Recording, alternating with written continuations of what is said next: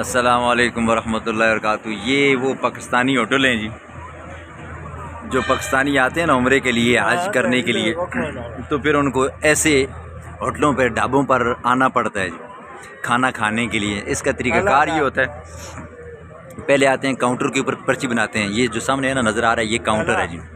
آپ نے کون کون سی چیز لینی ہے تو آپ اردو بولو جی، ٹھیک ہے۔ اکثر پنجابی بھی ہوتے ہیں، تو عام بہتر یہ ہے کہ آپ اردو بولو جی، آپ ان کو بتاؤ جی ہم نے یہ چیز لینی ہے۔ اس سے بھی بہتر یہ ہے، باہر بورڈ لگا ہوگا جی، اس کے اوپر کھانوں کے نام لکھے ہوں گے، پھر اس کے آگے اس کی پرائز اور قیمت لکھی ہوگی۔ تو اپنی وسعت کے مطابق اپنی جیب کو مد نظر رکھتے ہوئے آپ آرڈر کریں جی۔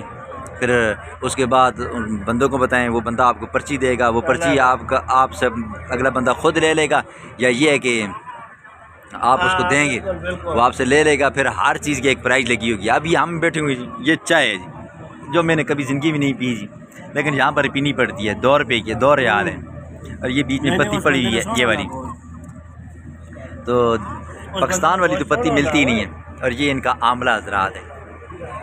یہ ایک ساتھی بیٹھے ہوئے، تو اس طرح ہر جگہ پہ آپ کو نظر آئیں گے جی، ٹھیک ہے۔ بنگالیوں نے بھی اوپر لکھا ہوتا ہے جی پاکستانی کھانا۔ اچھا، بال کاٹنے کی جگہ نائیوں کے اوپر سالون لکھا ہوتا ہے، ساتھ میں لکھا ہوتا ہے جی پاکستانی نائی وغیرہ وغیرہ۔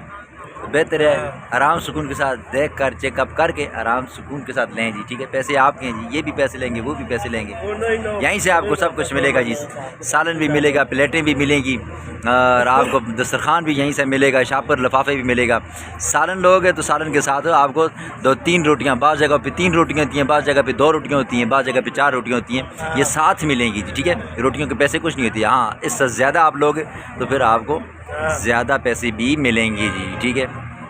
یہ بھی ارمان صاحب ہیں جی، چائے پی کر بیٹھے ہوئے ہیں، ملک صاحب کے ساتھ گپیں شپ لگ رہی ہیں۔